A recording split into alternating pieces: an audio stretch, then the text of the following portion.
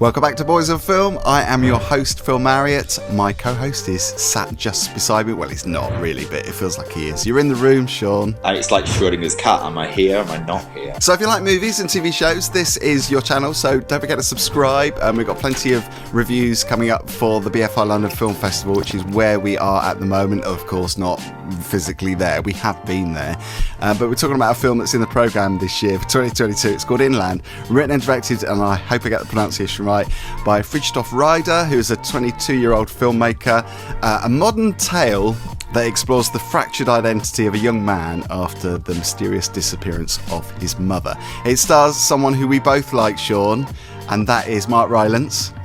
Love. And it also stars Alexander Lincoln, who is the tortured man that we were talking about there in the synopsis.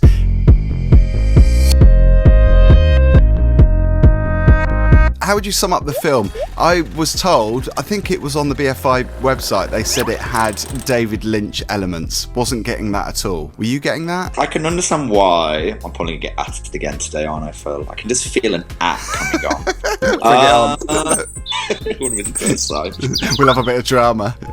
Yeah, I get it. I mean, I don't want to say that's a lazy assessment. It has moments of David Lynch. I think it's because it's got this kind of enigmatic... It plays with mood like Lynch does, so I get that parallel reference, you know. I had quite high hopes for it. Yeah, I did as well. Loaded, but I had quite high hopes for it, and I like the spirit of it, and I like the mood that it creates, and I think that's where you get the Lynch reference. I don't know, Phil. Like, I think it's interesting what it was trying to do.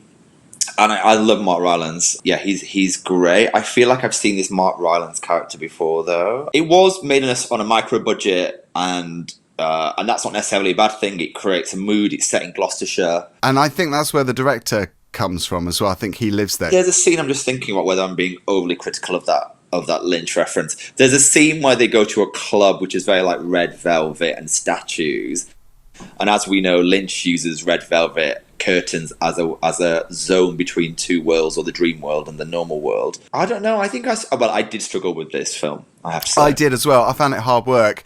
Should we talk about the story? So it's about that lost young man who is Alexander Lincoln. That's the role that he plays. He returns to his old life following the disappearance of his mother, and a spell also in psychiatric unit. So there's obviously that mental health storyline as well. Mark Rylance is the father figure, isn't he, who kind of takes him under his wing, looks after him. He's a mechanic, isn't he? Car mechanic. Rylance plays like a guardian to the young man, and he's obviously promised his mother that he'll look after him. Obviously, as you say, he's come out of a psychiatric institution. They play with that idea a little bit, which is it him? Is it his mind? We got a bit of that in Saint Maud, actually, if you remember. Like, yeah, you can't compare that to this.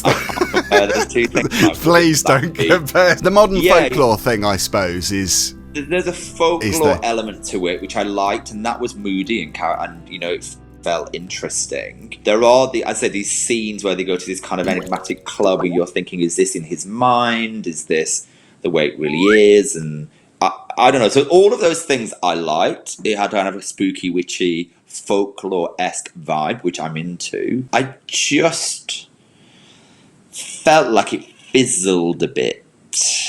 I don't know if that's because of the micro budget, the script, the way that it kind of comes together at the end. It just didn't land for me. No. As a complete piece of work. So it's interesting you said you liked the witchy element of it and the kind of spooky atmospheric feel, because for me it was hinting at that constantly throughout the whole film, and I got really wound up by it because there's this ominous music that is rumbling away that indicated something was going to happen, something bad was going to happen, and a lot of the time it wasn't really. It was just kind of a mood piece, and it felt like, I don't know, the director was teasing the audience a little bit. I felt like I was being teased, and it didn't really deliver. I think all these references, like there's a reference to rural horror, which I think in my mind, I think about rural horror, I'm like, ooh, what's that? And you know, I don't love a horror film. I think you like some though. We could have a discussion about this. I think we're going to, aren't we, soon? Yeah. But like that rural horror bit, a bit witchy, spooky, folklore, I can kind of get my head around. I know for you as a seasoned horror head, you're probably like, no, it's bullshit, right? And then so there's a lot of like, oh, rural horror, and then there's this whole like, oh, it's heavily influenced by David Lynch, and I'm like, it's influenced by some of the output of David Lynch, but it's not influenced by like the creative brilliance of David Lynch and what's underpinning that. So I don't know. I find those references a bit lazy. Don't at me.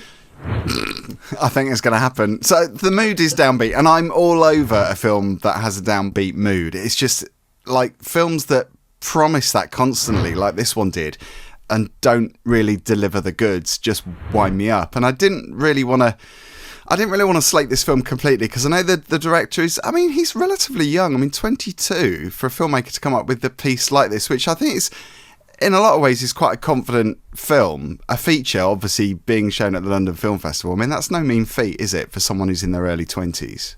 No. It's reminding me of a film we saw recently, and you have to excuse my dreadful 40s brain. There was a movie we watched last year that was a bit like this, which was like spooky folklore-y, set in a forest.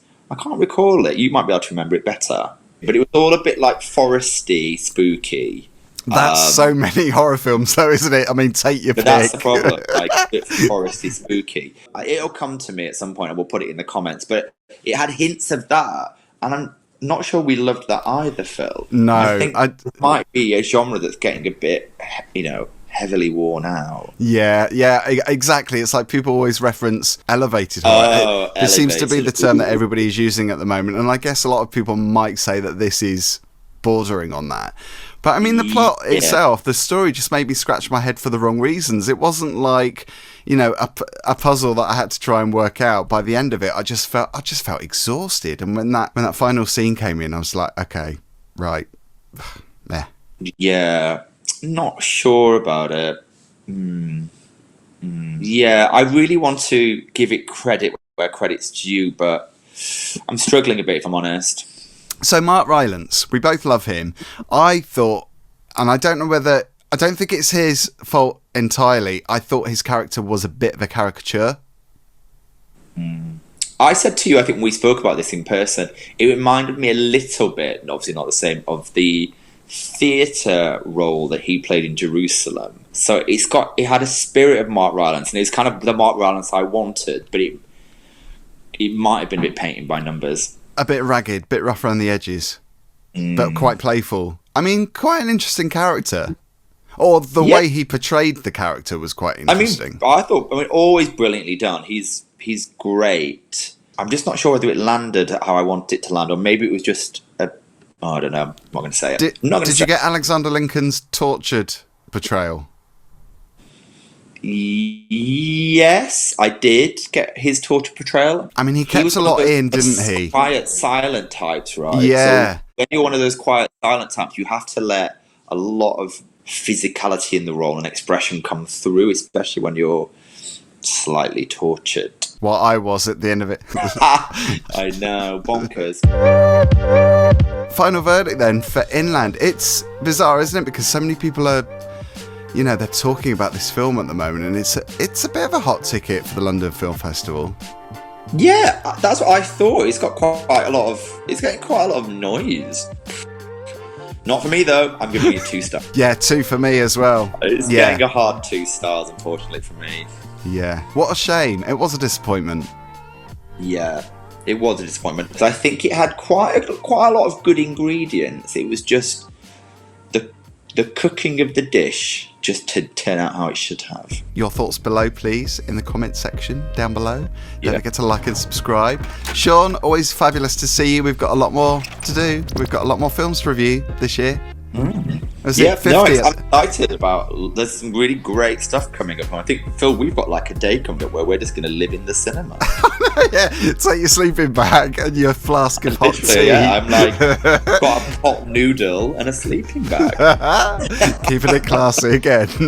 So it's 50 films, I think, on my list at the last count. It might actually be more than that because they've added a few more films since I totted And up what on will that happen is Excel. these reviews will just get shorter and shorter. It will be. By the end of it, we'll be exhausted. Sweat coming from our brow. Exactly. Hey ho. No, looking forward to it though. Yeah. See you on the next one. Thanks for watching, everyone.